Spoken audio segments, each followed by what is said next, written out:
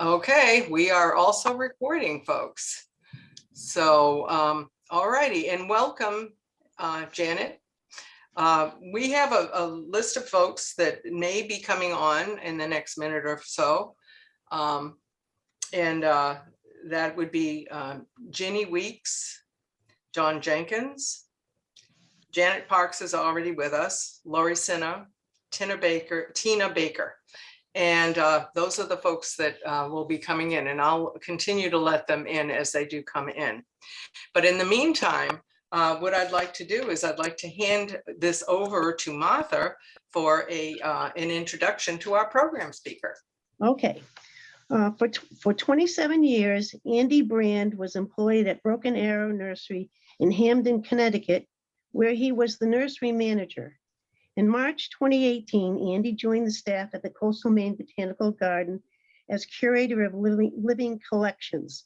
His responsibilities include plant selection and introducing new plants to the garden's collection and maintaining plant records and labels. In November 2021, Andy was named Director of Horticulture. He is past president of the Connecticut Nursery and Landscape Association and is an avid naturalist. He is a co-founder and past president of the Connecticut Butterfly Association. He has put his interest in native plants to use as a volunteer for the New England Plant Conservation Program, where he has helped monitor historical sites of endangered native plants.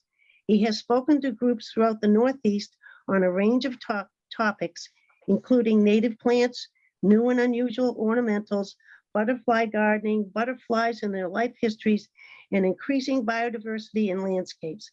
Andy, along with his wife, Michelle, lives in Bristol, Maine. Andy is also has a Facebook page, Seeing Nature, Observations from New England, a page dedicated to native flora and fauna. It was with a great pleasure that I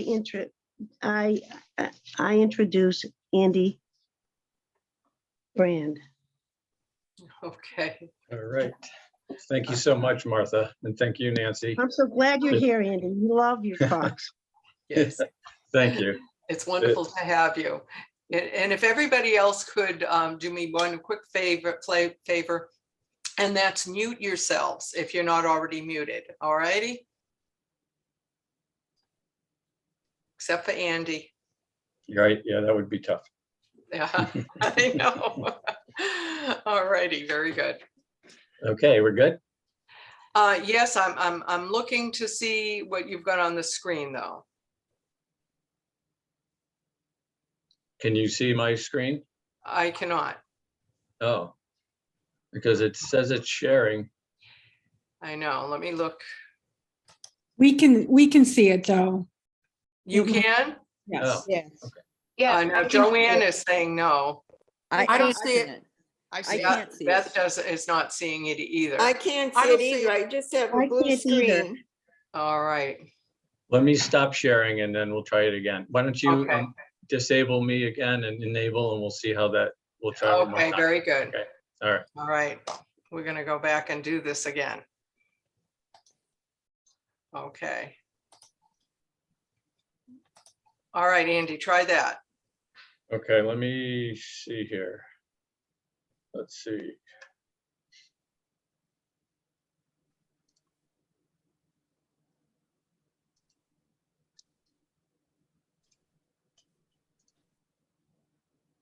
Ah, there Is we that are. working? Is that better? Yes. Okay, Yes. good. Everybody see? Good. Yes. Very good. Go All ahead. right, now let's make sure that this is gonna work. How's that? Looks good. Looks good. All right. Phew. That's always nerve wracking.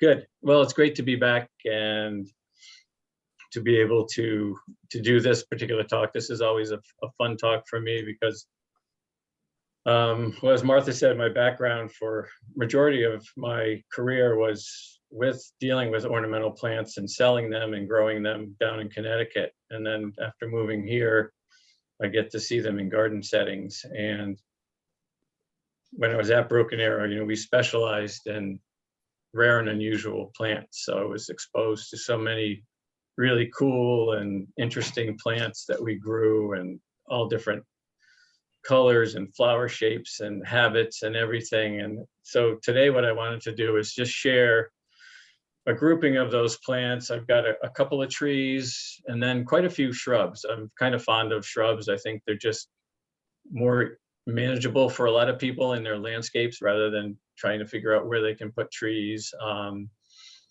And I'm just found myself over my career really being fond of just different types of shrubs. So we'll focus on shrubs, and then I'll end up with a couple of my favorite perennials that I want to share with you.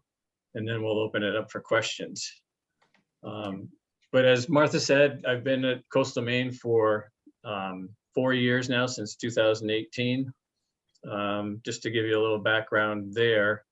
And yeah, back in late last year, I was named Director of Horticulture. So that's very exciting for me to be able to now kind of operate the gardens with a wonderful group of horticulturists and interns and seasonal gardeners that we'll be bringing on hopefully in the next couple of months as we start hiring people. And we're really looking forward to a great season. Just to give you kind of an overview of what the gardens look like, this is the central part of the gardens. Coastal Maine has around 300 acres total, and about 19 now are under cultivation. And this is the original part, central location of the gardens. The building you see in the center used to be our where you'd come in and you would, get your tickets and such. That's our admissions building. Now that is currently our market and cafe building. And now we have a brand new visitor center that opened a couple of years ago. That's off the screen here that you can't see. And we've expanded the gardens over around the visitor center, and we have a butterfly and moth house, and we have a new pond that has gardens all around it. So it's really some exciting times the past few years. Things have really changed pretty rapidly here. And, the gardens themselves are still relatively young compared to other gardens such as Longwood, some of the really big, well-established gardens. Coastal Maine started in 2007, and, our visitation just jumped leaps and bounds. And this past year, probably many of you have heard, we had these giant trolls installed, which are these massive wooden trolls. There are 5 of them that a Danish sculptor, Thomas Dambo, installed. And they're just wonderful. They have this whole story of protecting trees and the environment. And the whole idea is to get people outdoors and exposed to nature and the environment. And there's a whole story that goes along with these trolls. But because of them, and just I think people finally being able to get outdoors because of all the issues with COVID, we had over 250,000 people came to the gardens last year, which was just unheard of. We've never had that visitation, but it's really exciting. And hopefully COVID continues to settle down, people will be able to get out. Maybe your club will be able to set up a field trip, or some of you will be able to come up and visit us this coming season. But just to keep things moving, let's get to some of the plants. And I'm going to start with a couple of trees. And with the trees, I'm always looking for plants in general, for plants that kind of have multi-season interests, at least 3 seasons of interest. If we can get 4 seasons, all the better. And Acer agricium, or the paper bark maple, is one of those 4-season plants for me. It has, wonderful green foliage throughout the spring and summer. It has this really unique kind of 3-parted leaf that you see here. And then the fall, the leaves typically will transition to this wonderful orange-red coloration that you see here. But the reason we grow paper bark maple is because of the bark characteristics, the exfoliating cinnamon bark coloration that you see on these trunks. It's more so pronounced on some of the younger branches and trunks. You see a much more appealing aspect to it as opposed to the more mature tree on the left, but still very showy, that bright cinnamon color with the flakes of bark peeling off. It's a tree that prefers full sun. You know, it'll get 20 to 25 feet tall at maturity, and it's not super fast, so it takes many, many years to get to that height. But, you know, in the winter time, you know, after the leaves drop, you have this beautiful bark to look at in the winter landscape. So it really is a great, you know, all season tree. The flowers are kind of a greenish coloration, not really showy, but it does then they get replaced with the typical maple samaras, you know, those wing seeds that are so typical of maple trees. And just another shot of the bark on an older stem. Mm. Very nice. And then another one very similar as far as 4 seasons is Stewartia pseudocamellia, the Japanese Stewartia. This is a medium-sized tree, maybe 30, 35 feet tall over time. Fantastic bark, probably my favorite tree for bark. It's like this camouflage type of bark that exfoliates off to reveal all different colors of tans and grays and browns, and sometimes that cinnamon color all mixed together. And it's particularly pronounced after like a rainstorm. The wet bark, the colors just really shine, and after a rainstorm, they're very, very pronounced, the colors. So very, very showy. And again, you know, imagine that bark in the wintertime. It's spectacular. In the summer, we're greeted with these beautiful camellia-like flowers.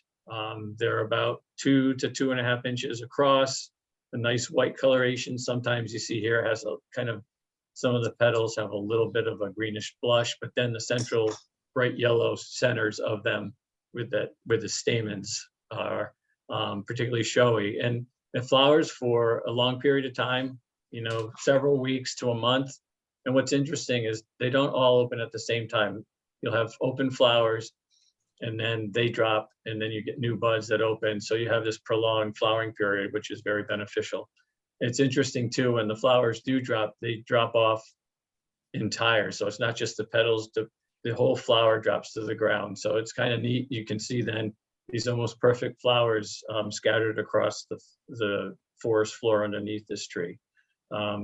Full sun is ideal, but I have seen this growing in high canopy shade and doing quite well. It probably won't flower quite as profusely with the shady situation, but you know, you're still getting flowers even with some shade. And the fall color on Stewartia, I should mention, can be a really beautiful burgundy red color as well. And then my final tree that I included today is a pine. It's lacebark pine, Pinus bungiana. You see the habit on the left-hand part of the screen here, kind of a oval, rounded shape, 30 feet tall. This is a very old tree. I think this may have been down at the New York Botanic Garden. But again, kind of, you see kind of a theme here with the bark kind of exfoliating with the 3 trees that I shared today. This is amazing. This reminds me, the way this peels is like they remind me of big jigsaw puzzle pieces, the way they peel off, and it's a kind of a gray, and as they peel off, they reveal this very, very bright white coloration, particularly on this cultivar that's called Silver Ghost. Here you see even close up after these pieces have exfoliated off, you're left with this really very interesting mottled pattern of grays and silvers and whites. Really spectacular tree. And this is a pine. As I would probably, in the picture I showed of the habit, what I would do is try to open that tree up a little bit, so then you can really appreciate the bark a lot more. Otherwise, the main feature for me is hidden by the branches. So I would try to open it to reveal glimpses of the bark here and there. And here you see, this is a specimen that was limbed up. That's another option. And it's just a really very interesting pattern that you see here on these stems. I've seen it very effectively grown, and I prefer it as a multi-stem specimen like this as opposed to a single stem, because here you can appreciate so many stems covered with these wonderful bark patterns. So that's a great tree. Full sun for this pine is ideal. And all these 3 trees are really not too fussy about soils, except for, you know, probably the heavy clay, soggy soils, they wouldn't be particularly happy, but you know, your typical average garden soils are perfectly okay. Moving on to some shrubs. Many of you are probably familiar with some of the evergreen or semi-evergreen types of abelias. This one's a deciduous abelia that will grow 8 to 10 feet tall. And what I love about it is it's hardy. Many of those semi-evergreen forms, at least for us in Connecticut, they really didn't perform well in our winters. It was just a little too cold, and they would often have considerable dieback after a winter. Whereas this one, even though it drops its leaves, it's very hardy, and it does well through our winters up in this region. And what's lovely too is the flowers have this beautiful fragrance. It's very sweet smelling fragrance that, you know, kind of fills the area of the garden where it's flowering. Typically this is in May when it flowers, and it just covers itself with these little star-shaped flowers. And as I said, just have a wonderful fragrance. It really gets beautiful fall color. It's kind of an orangey red, and the habit is kind of an upright vase shape, almost umbrella. So it comes up and then kind of spreads out towards the top. Multi-stemmed, again, very, very easy to grow, not fussy, you know, full sun to give the best flowering, but just a wonderful fragrance in the garden. Just perfect. It's great to bring indoors. It does really well as a cut on cut branches inside, and just to bring that fragrance indoors is a great thing to do. Bottlebrush buckeye, this is a native plant down from the southeast. It has a kind of a multi-stem suckering habit to it. Will grow 15, 18 feet tall, but can probably have a similar spread. But it's easy to control too if you want to try to contain it. You know, you can remove some of those suckers if need be. But what's the showiest part of these big wands of little tubular flowers that are adored by swallowtail butterflies. They love these flowers. They have a slight fragrance to them. You know, and these wands could be 18 to 20 inches long on some specimens, which is really beautiful. You see the typical kind of buckeye leaf that you see there, the multi leaflets to each big leaf, kind of palmately lobed foliage that you see here.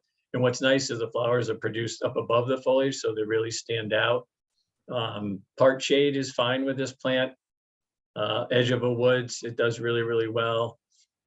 And then these flowers do produce some fruits. They're not always heavy producers of fruits, but it's a typical kind of a buckeye that you would associate with this family. Here you see a tiger swallowtail on one of those flowers, and it's amazing. They just go to almost every individual flower that you see on here, getting the very rich in nectar, these flowers. This plant is one you'll probably typically will pass by through the spring and summer because it's pretty much just a green shrub. You know, there's not much going on until you get into the fall and you get into October, and then these fruits transition from green to this incredible violet color. This is Calocarpa or beautyberry. This is a selection called Early Amethyst. And this has a wonderful arching habit, as you see here. Kind of comes up 4 to 5 feet, and then the branches gracefully arch over. And they're just laden with these clusters of these violet fruits. And they persist for quite a while. In Connecticut at the nursery, we had them and the plants in the ground outdoors. The fruits would last into December. We did have birds that would feed on them. We had mockingbirds and things like that that would eat the fruits. So they have some wildlife benefit there. But that color, you know, you don't typically see this bright violet color in nature and in our gardens.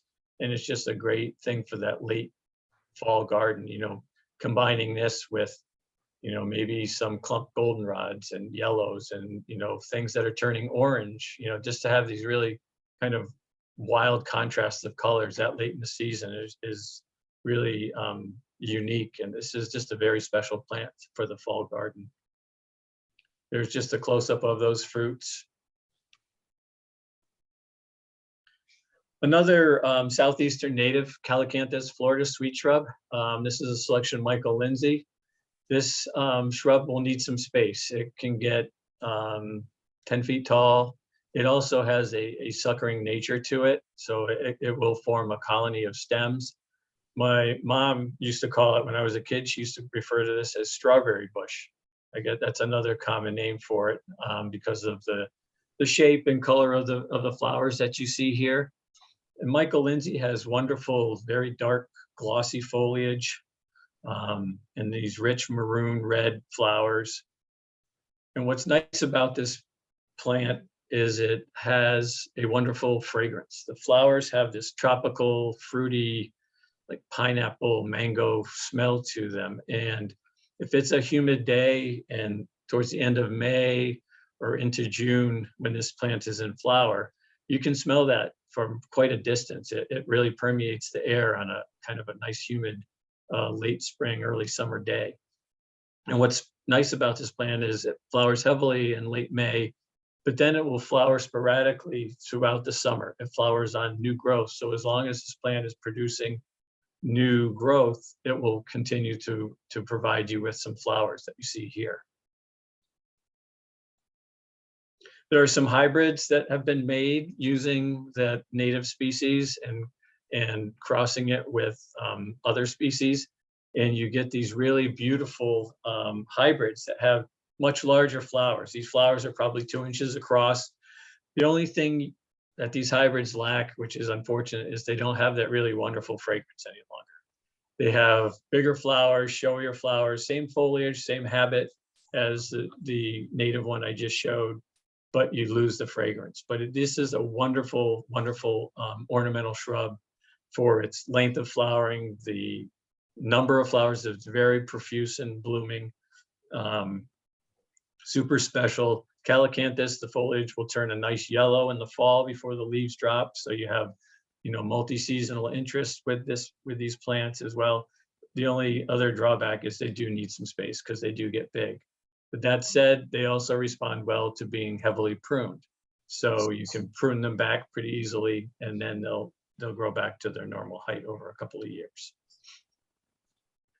This is one we introduced at Broken Arrow before I left, called Dark Secret. Very similar to the one we just saw, but just a much more richer, almost a black maroon coloration. Very, very special plant. Caryopteris are wonderful plants for the late summer garden. Typically the leaves are green and they have a nice kind of a blue, soft blue coloration to the flowers that open late summer. There are many different foliage types that have been introduced recently, some with silver foliage, some with yellow foliage. And this one I'm sharing is called White Surprise, with this beautiful variegated foliage. So you have, again, seasonal interest through the spring and summer with this beautiful, very clean white edge to the foliage. These plants will grow maybe 3 by 3 feet. So not huge, maybe 3.5 feet tall and wide over time. And then in the late summer, they produce this kind of a lovely sky blue flower, which is just a wonderful combination, just works really, really well with the variegated foliage. I love the look of this in the garden. It's kind of a pastel-y blue that just really combines well, I feel, with that kind of creamy white edge of the foliage. I treat Caryopteris kind of like butterfly bush. I will periodically in March, early April, go in and cut them back in half at least, maybe even 3/4, leaving a foot or so, and then let them rejuvenate. So you get this rejuvenated growth. The foliage is much more pronounced, much showier. You get better flowering if you do that, treat the plants that way. But perfect for the late summer. This is one of those silver foliage forms called sterling silver. So again, typical flowers. And then if you like yellow, there's one here. It's a strange name. It's called Jason. But here you see it with that sterling silver foliage. So just a lot of options with Caryopteris for foliage. you know, even if it never flowered, you could really use this foliage really effectively in a shrub border, you know, either silvers or the yellows, or as I showed earlier, the variegation. Sunshine blue. That's the one thing too, I'm sure you're all aware of, you know, you have a cultivar name, and then some plants have a trademark name, and then have a registered name and a patent. So it can get very, very confusing when you're going to buy plants, and because sometimes they have 3 names attached to them. So just keep that in mind when you are buying plants and looking for plants, that, you know, if you type in one name, a particular nursery may be selling it under its alternate name. That's just something that to be aware of. Kyananthus virginicus, this is another kind of mid-Atlantic to southeast native plant, but does really, really well here. Fringe tree, call that because of this wonderful lacy, fringy flowers that open up in June here in our area. This can grow 12 to 15 feet tall, multi-stem shrub. Wonderful, wonderful in flower, just beautiful in flower, has a nice kind of a sweet fragrance, not overly powering by any means. Pollinators love these plants. They love the flowers, just really profuse flowering. They're male and female plants. So keep that in mind. And if you happen to have room and you can plant both a male and a female, the female plants produce these spectacular fruit clusters afterwards, which are very, very showy. They're like, I refer to them almost like olives or grapes when you see them, and it's very showy in fruit.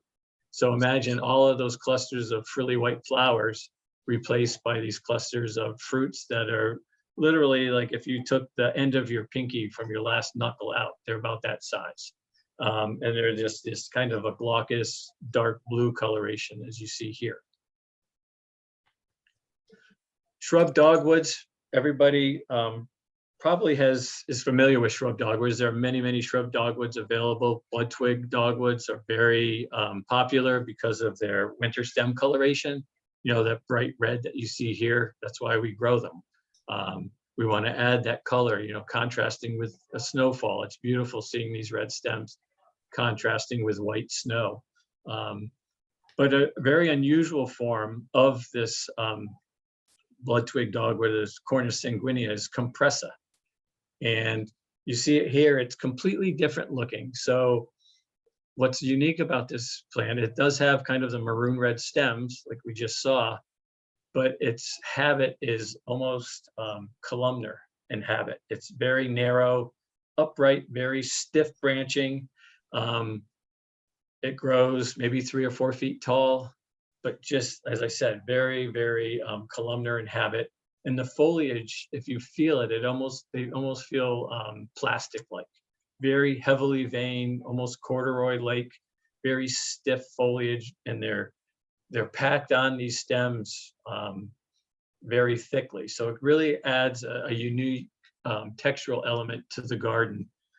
We had this at the nursery growing with a carpet of Sedum angelina that you see below this, and it was very effective. There's that really rich dark green foliage, uniquely shaped, and then with that bright yellow of the sedum, there's a really great contrast of colors. So it's just kind of a unique take on, you know, blood twig dogwood that you wouldn't really expect. Just something really different and unusual to include in the garden. Coralopsis, this is one of the first shrubs to flower. This will often start flowering in April. Glabrescens is one of the hardier species that we can grow in our area. And this is a form called longwood chimes, the fragrant winter hazel. And the flowers have a wonderful fragrance. That's a perfect common name for it. This is a really beautiful shrub when it's in flower. You see it has these dangling clusters of kind of a lemon pastel yellow. And as I said, has a wonderful fragrance in the early spring garden. You see kind of the time of year.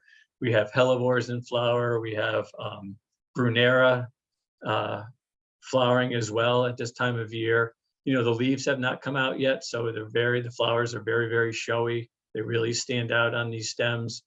The shrub grows maybe 6 to 7 feet tall and wide, multi-stem shrub, kind of an upright, wide vase-shaped habit to it. And here you see it contrasting with the early flowering type of small leaf rhododendron, where you have that bright yellow, then contrasting with this bright purple blue. I think this was a rhododendron called Blue Baron.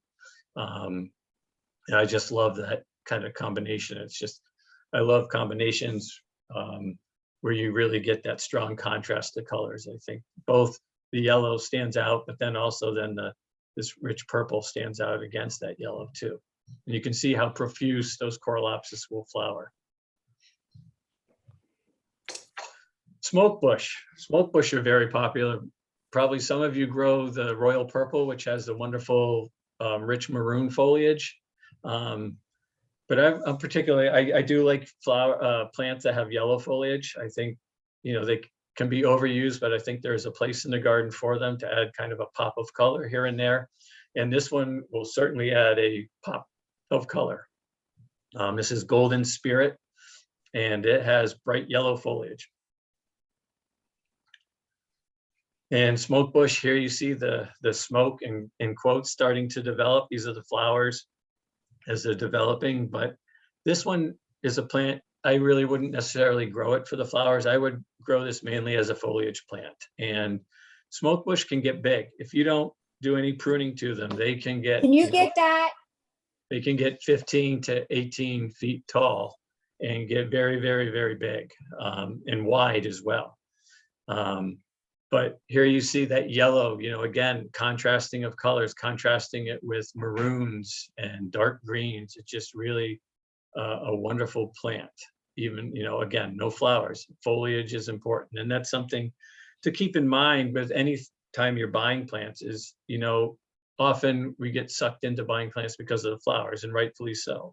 Flowers are beautiful, but typically most plants only flower for a limited period of time. So it's important to consider the foliage because that's what we're going to be looking at so often and for such a long period of time during the growing season.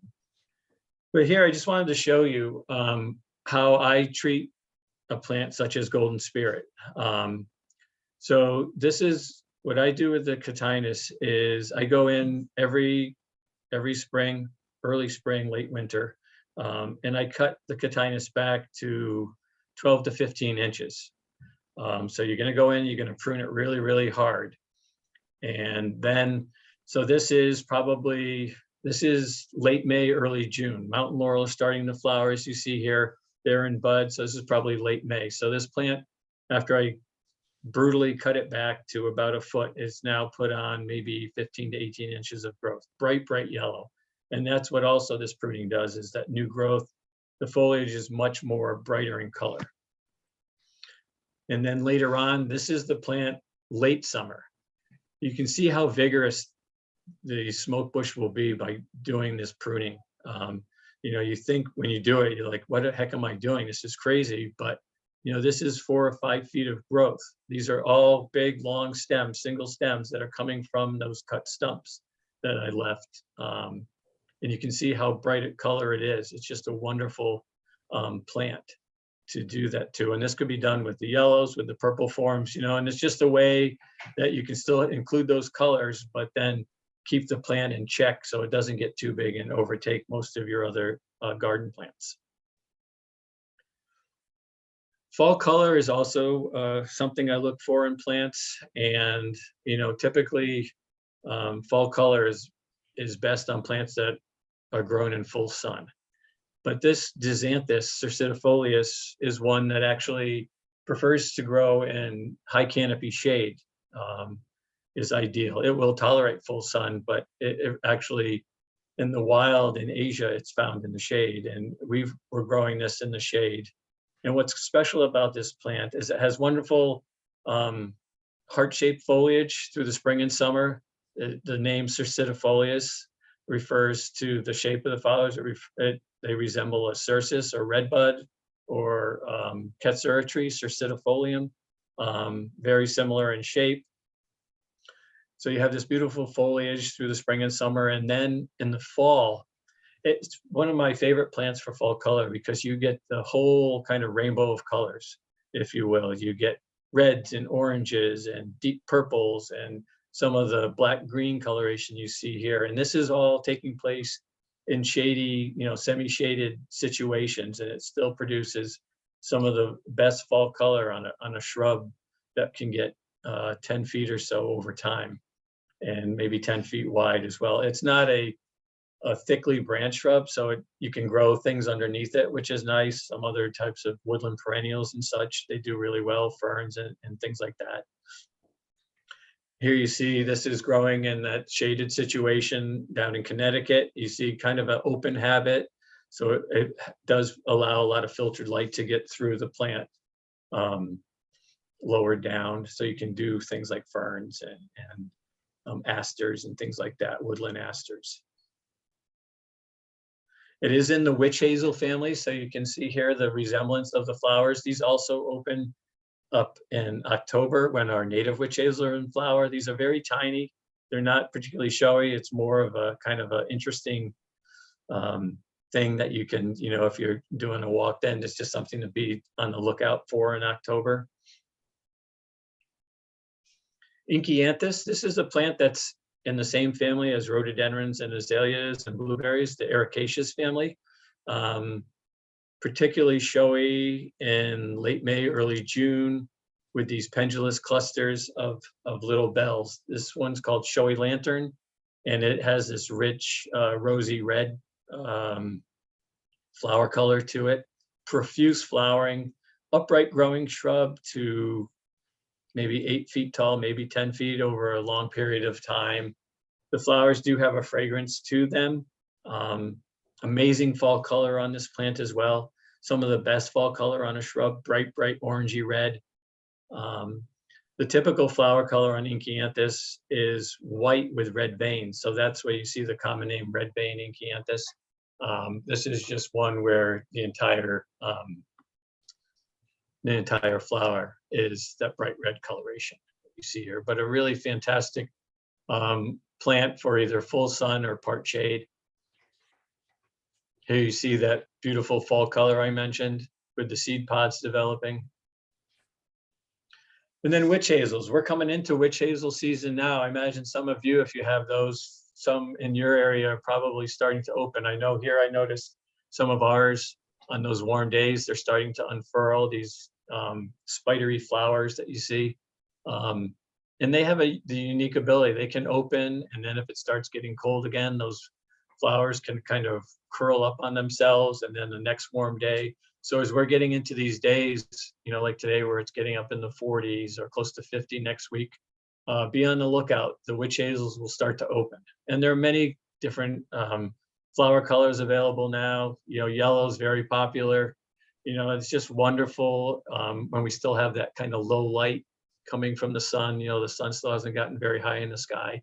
And when they're backlit, they're very spectacular. Arnold Promise is probably the most popular yellow flowering form. It has a wonderful fragrance to the flowers, covers its stems with the yellow flowers. Witch hazels typically have an upright base shape habit that over time can get up to 15 feet tall. Full sun is ideal, but also partial shade will be tolerated. Here you see that upright habit and the profuse flowering on Arnold Promise. And just to show you just a couple of examples of flower colors that are available, here's Aurora. This probably has the strongest fragrance that I've ever been exposed to. Super sweet fragrance. We had these in containers in some of our greenhouses that were covered with plastic, and you get a sunny day like today and you open the greenhouse door and you're just hit with this fragrance of these plants because they were in full flower in our greenhouses at that time of year. Diane is probably the most popular orangey red flowering form. Here you see another shot of Diane doing her thing. Strawberries and Cream is a bicolor form with kind of a pale yellow tips. And then as you get closer to the center of the flower, they take on more of a reddish coloration, orangey red. There you see it again to show that more pronounced, the two different colors that you get on those flowers.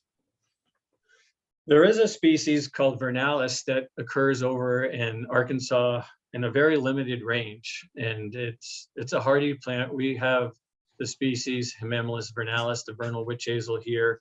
It does well here. The flowers are very tiny. It also is a spring bloomer, similar habit to the hybrids that I just talked about, similar conditions all around. But one of the newer selections that was introduced is called Quasimodo. And I love it just for the name alone. But this is the habit. It's a dwarf form that only gets about 3 by 3. It's very, very dense, as you see. And this is in the summertime, what the plant will look like. So, you know, a lot of people don't have the landscapes of the yards that can tolerate, you know, a witch hazel that can get 15 feet tall and 10 feet wide. But Quasimodo is perfect. And I would place Quasimodo near a walkway or closer to your foundation if you can, because it produces an abundance of these tiny little orange flowers that have a super, super sweet fragrance to them. Amazing fragrance. So this is one you want, like on a day like today, if these flowers are open and you're walking to get into your car or something, you're going to walk by this and just get hit with this wonderful fragrance from this plant. And it's small, so it's easily, you don't have to prune it. You just can plant it and kind of just enjoy the flowers early in the spring. And then it's just got that unique rounded habit to it as well. Seven Suns flower. This one flowers, this shrub, small tree, depending on how you want to grow it. This is late summer. This is getting into late August, September when this flowers, which is a great time of year to have things in flower because, you know, most things are starting to think about going to sleep for the fall. Fragrant little clusters of little white flowers. You see here, nice dark green foliage. But this is a plant kind of like our Stewardias and other kind of all-season plants. That fits the bill. This is another all-season one. So we'll get beautiful foliage through the spring and summer. We have those wonderful fragrant clusters of white flowers in the late summer, and then those flowers are replaced by these bright red papery calyces that you see here. And here you see a plant in full fruit, if you will. Those are all the fruit, the seeds developing. So it looks like it's in flower a second time. But then in the winter, you get the bark starts to peel and it reveals this really chalky white coloration. So then you have this to look forward to during the winter months. So it is, you know, really one of those 4-season plants to include in the garden. And it can get fair size. When I left the nursery, the plant we had there was probably getting close to 18 feet tall. So I would probably consider this kind of a small tree. And I would train it either as a single stem, but I've also seen it trained as a 3-stem, kind of like you would with like a river birch. You often see as a 3-stem specimen. And it just has this really wonderful peeling bark effect. Here you see it after it's peeled off. Very chalky white. Hydrangea paniculatas,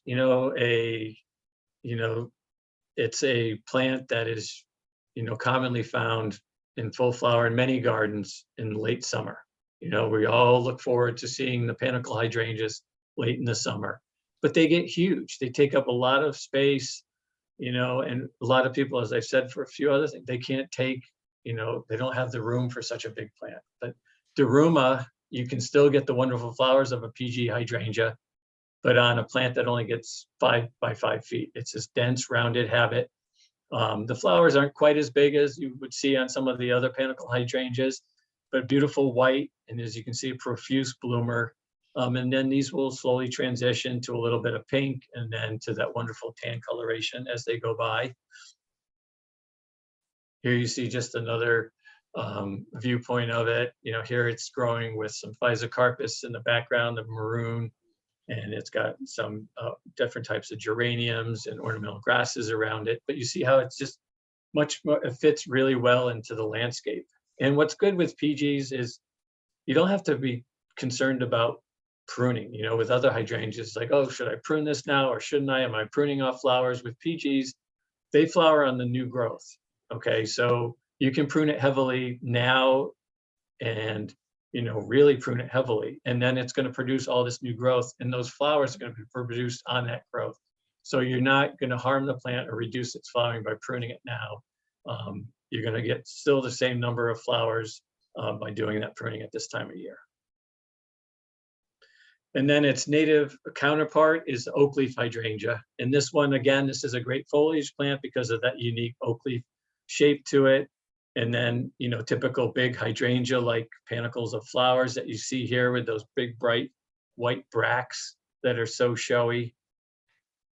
Part shade is ideal for this plant. 5 feet to 6 feet tall and wide, probably over time. One of my favorite selections is one called Snowflake, where the bracts are double. I love the fact it does have some true flowers. The true flowers are actually these little green buttons that you see where my cursor is, if you can see that inside, kind of hidden by these sterile bracts on the outside. But very, very showy. And again, these will dry to that wonderful tan coloration and persist through the winter, so give you some ornamental features then.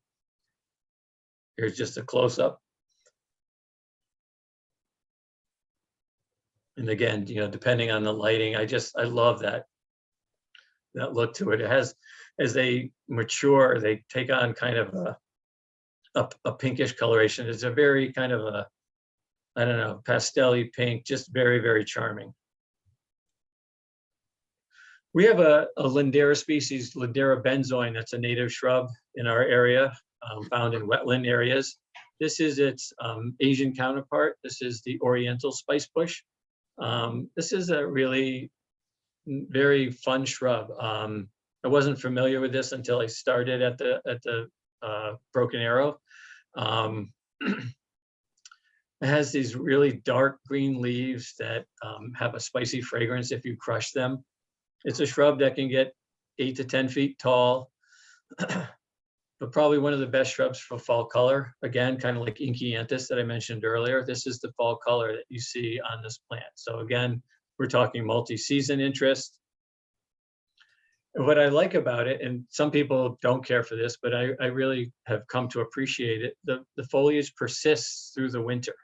So it goes from that green to orange to tan, and then it persists, and then it gets snow on it, so it's very showy. But what I like is when you're out in like the winter garden and there's the slightest breeze, you get the element of sound is brought into the garden with this plant, because you have that kind of a rustling sound, kind of like you get if you've ever been in a grove of quaking aspen.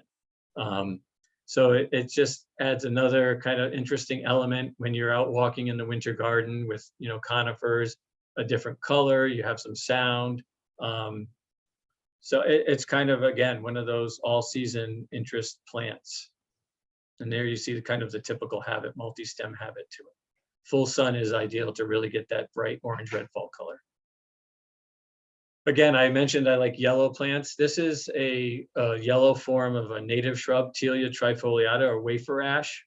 It's a 3-parted foliage that you see here, kind of looks like that Acer Gricium we looked at earlier, but bright yellow, really a beacon in the landscape if you grow this large shrub. And it's a fair sized shrub to 12 feet tall, probably, but bright yellow. You see the flower clusters are developing here. There'll be kind of a whitish coloration. Here, look at it contrasting with the rich blue sky in the summertime. Just a beautiful contrast of colors in the landscape. I've seen this used effectively in front of like purple beech and, maybe smoke bush that's been pruned with maroon foliage, interplanted with different types of heucheras or coral bells of different colors, and just a great companion with many different types of plants. Here you see it in the distance, used in a kind of a mixed large shrub border, and just how that yellow really pops in the landscape. There are so many azaleas and rhododendrons, and everybody's like, oh, what's your favorite? And it depends, but I always come to Royal Azalea or Rhododendron Schlippenbachii as one of my favorites. It's a slow growing azalea for sure, but it is just, I love the pastel pink flower color. It flowers earlier in the season. This is May. You can see the leaves are just starting to come out on the birch trees and other surrounding plants. You see the the Andromeda, the Pieris here is starting to go by. So that's finishing up. And then this Royal Azalea is coming into flower. And the flowers really stand out because the foliage on this azalea has not emerged quite yet. Here you see a close-up of those flowers. They're about 1.5 inches across. Has a kind of a lovely, as I said, that soft pastel pink coloration, and then the kind of greenish spotting on the inside of the throat of the upper petal. This one really does well in that high canopy shade situation that I've mentioned before. Rich woods, kind of well-drained, humusy soils are ideal for this plant. Acid soils, with most rhododendrons and azaleas, they want soils that are on the acid side, pH of 5.5 or so is ideal, 5.2, somewhere around that ballpark. But just a fantastic early season azalea. As I said, it's slow growing. This was probably a 25-year-old plant, and it was about 6 feet tall. But just perfect. It is available. You can find this available in nurseries. So it's a great one. I highly recommend this. Just a couple other shots of the flowers and how beautiful they are. I'm not a big fan of roses. I don't know why. I guess I don't know a lot about them, but one that's really captured my interest, and again, I'm getting back to the importance of foliage as well, is the red leaf rose. Rosa glauca, called glauca because the foliage has this blue glaucous color to it. It's not a green, it is this blue-green color that is really beautiful, with the contrasting with kind of the reddish maroon stems that are holding the foliage. Even some of that maroon extends up into the foliage that you see on the venation. But then you have these really beautiful, simple single flowers that you see here that are wonderful pink. I know a lot of times people are going for the roses that are fully double and have a strong fragrance. This does have fragrance to it, but there's something about that, the simpleness and simplicity of the flowers that I really appreciate. And then that contrast with the pink and the foliage color, I think it is perfect in the landscape. And I think there's a lot of areas in a shrub border where you can take advantage of this foliage color and mix it in a shrub border. It's not something like some of the roses where it spreads and will take over a garden in no time. This one's easily controllable and not aggressively invasive. Just another shot. You see, it's one of those plants too, where after a heavy dew or a rainstorm, the beads of water that develop on the foliage, that's a pretty look to it for a few hours. Willows. Willows, kind of like Catinus. A lot of people often can get scared by the height that they can get and how quickly they grow. Willows get big. And the thing to remember with willows, kind of like with the Catinus, is you can be pretty darn brutal with them as far as pruning. You can literally take willows and cut them to the ground, and they will grow back 4 or 5 feet in a season and produce, these wonderful stems and foliage and pussy willows that, we want. And, this is why people grow pussy willows. They like to cut the stems and bring them indoors and use them in arrangements. But the thing to remember with pussy willows too, and salix in general, is that they're flowering, very early. They're going to be, our pussy willows are starting to open right now. And that's super important for some of our early flowering, flying pollinators. Some of our earliest bees are looking for nectar and pollen, and they're relying on these different native species of willows that are around our area to supply them with that food that they need. So that's a very important pollinator plant as well, not just ornamental. I mean, and just look at, some of the looks that you can get on these pussy willows over time. Here's, and then it was a super foggy morning, and, this is one of those pussy willows that's starting to, the yellow is the pollen that's developing on that flower. And then it's slowly transitioning to all being open with all the pollen. But just, the beads of water just caught my eye that particular morning. And you get interesting foliage. I love this one. It's called the ram's horn willow.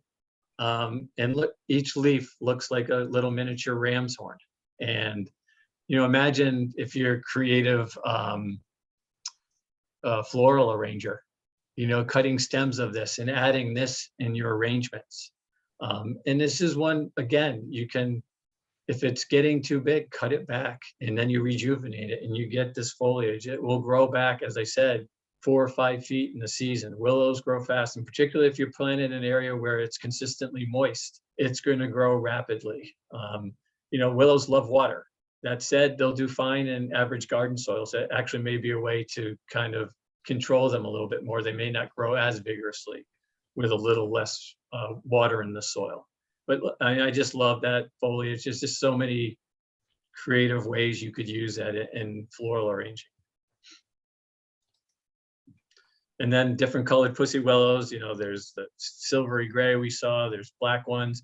My favorite is the Japanese pink pussy willow that's starting to open now. I mean, imagine that in arrangements, bringing that indoors. Just fantastic colorations. Getting close to wrapping up here, the lilacs. You know, again, lilacs, you know, here in Maine and your area too, just anywhere where there are old colonial homes, you know, they're always lilacs for the most part. You know, it was a plant that was planted around homes. It was often planted around outhouses because of the wonderful fragrance, I think, of the lilacs. They hoped it would overpower some of the smells coming from the outhouse, probably. But you know, lilacs get big. They can get 15 feet or taller, you know, and a lot of small landscapes, that's just too big. But one thing that we found at the nursery, or we didn't find it, but we started growing that is on the market now, is this little dwarf form of the common lilac. So it has the same fragrant kind of that lavender purple flower, but it's on a plant that's probably 3 feet by 3 feet. Just this perfect rounded ball that covers itself with typical lilac flowers. So same flowering time. I haven't noticed mildew on this, which is key. You know, many of the lilacs are prone to getting powdery mildew, which is an eyesore over time. But you don't have to worry about it getting too big. So you can mix it in to your shrub borders, you know, front of a border, and have larger shrubs behind it. And, you know, it'll provide you with those flowers. The only thing with lilacs is, you know, they flower and then that's it. You know, then it's just foliage. But at least here with this Prairie Petite, it's done flowering, but you at least have kind of a unique habit that you can work with that rounded habit and maybe put some other interesting textures and habits around it to accent that round habit. So then to wrap up with my 2 favorite perennials for today anyhow, epimediums. I collect epimediums. It's barrenwort or bishop's hat. When I was in Connecticut, I think before I left there, and I left so many behind, I think my collection had gotten up to about 175 different species and cultivars of epimediums, but they're wonderful, wonderful shade plants. This is a great plant for the woodland garden. It flowers typically, at least in our area, in April, going into May. And there are many types. There are clump forming types. There are some that spread by rhizomes and form these really expansive ground covers. So they're a wonderful ground cover plant. They'll tolerate dry shade and do really, really well. And they come in all different flower colors, flower types.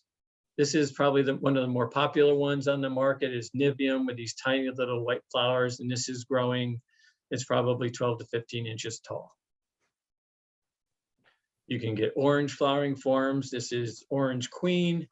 And here you see this one, it will start to flower before the foliage is really completely unfurled, and then continue to flower even as the foliage has appeared.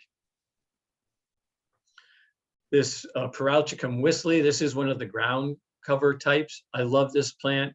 Has these big bright yellow flowers that come up above the foliage, and then the foliage is this rich, super glossy green, and it'll form these really beautiful patches. that can expand, 6 to 8 feet across. The foliage will grow about a foot tall, maybe 14 inches tall. As I said, super, super dark green, and the foliage will persist. So this foliage, this particular type, is semi-evergreen. So this was taken in Connecticut in December, and that's what the foliage looked like in the woodland garden. So wonderful choice as a kind of a semi-evergreen to evergreen ground cover.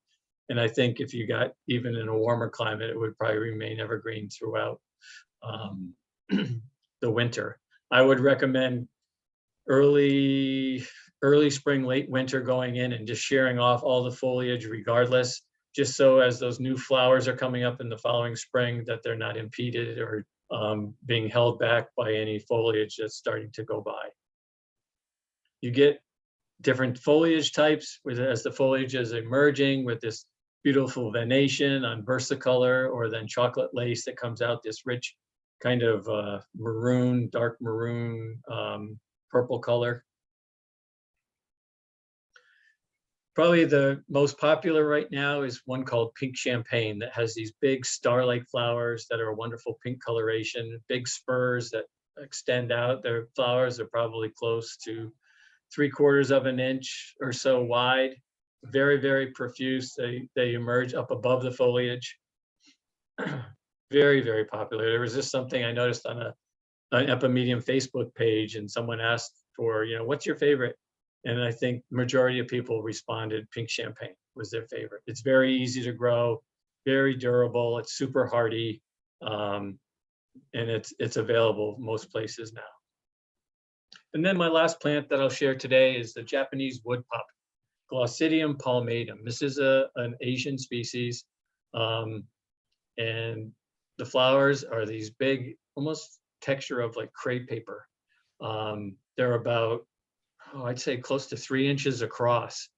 And the foliage comes up, very interesting shape, kind of a lobed maple leaf look to it with a serrated edge. And then the flowers develop just above the foliage that you see here. It's a clump forming plant. This is a perfect one for that rich woodland, where you have that consistently moist, well-drained soils, kind of woodsy, where you've got lots of nice composting leaf matter and things like that. And it'll be super happy there. In the garden here at Coastal Maine, it's growing underneath some big larch trees of all things, and doing really wonderful there. And then just to end with, this shows you the habit of the plant. Just spectacular. I highly recommend this. You can find this. It's probably easiest to find this on mail order nurseries, I think. There may be a few, especially like I think, especially nurseries like Broken Arrow are probably offering this for sale at the nursery. But just spectacular in May when this is in flower. There's a white flowering form as well. But just a glorious plant, and always gets attention. To see this covered with those 2.5 to 3 inch size flowers is just a true treasure to have in a woodland garden, in my opinion. You can see they look a lot like a big poppy, like if you were thinking of more of your other garden poppies, the big orange and red ones. This is, I think probably 20 inches tall, but just a really spectacular one to include. And with that, I just, we can do questions, and the gardens we're going to open May 1st this year. So hopefully you guys will have a chance to come on up. I think it's probably just over 2 hours from Portsmouth to get to Booth Bay. And hopefully if you come up individually or as a group, just let me know if you're going to be here, and we can at least touch base and say hi and things like that. And yeah, thanks again for having me. It's been great to be back, and it's always fun to share fun plants with fellow plant enthusiasts. So yeah, thank you again, and I'm happy to answer questions now. I'll stop sharing, and then we can get into the question part. Okay, great. Thank you, Andy. That was Yeah. wonderful. Okay, where are you? There you are. Okay, anybody have any questions to Andy? Just make sure you unmute yourselves first. Raise your hand. I'll call on you. No question? Oh, there we go. Okay, Janet. Janet, unmute. There you Okay, I think I got it right. go. Mhm. Mhm. I'm unmuted. My question is, what would you recommend is the best time to visit? Garden. I would say, I would wait until later part of June. Then Okay. all of the various, yeah, it's always a tough call. Then all the annuals are in place, I guess. But as far as like all the spring blooming plants, if you came in mid to late May, it's really spectacular. All the spring ephemerals are out, the thing like the Glossidium I showed, and the epimediums are still blooming, and plants like that. But then you come in June, the rhododendron garden's really doing its, early June, late May, it's doing its thing. I would say to get everything, to get the most bang for your buck, so to speak, I would say mid-June, Okay. mid to late June. Yeah. Okay. One thing I was just going to mention, because deer, we have a problem with, wild foragers. I specifically have a big problem with deer.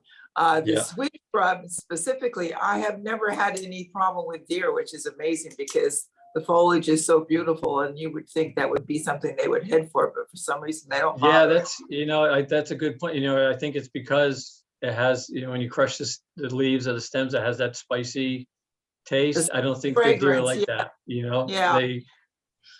which is great. Yeah, there are very few things the deer won't eat, unfortunately. The only other one is Pieris andromeda, Mhm. Okay. which Thank is, you. somebody needs to figure out what it is in the andromeda that the deer don't like, and then put it in every other plant. Planted everywhere. Because we have the same issue with deer here too, and we have fence, and they still manage to get in and cause issues. Right Okay.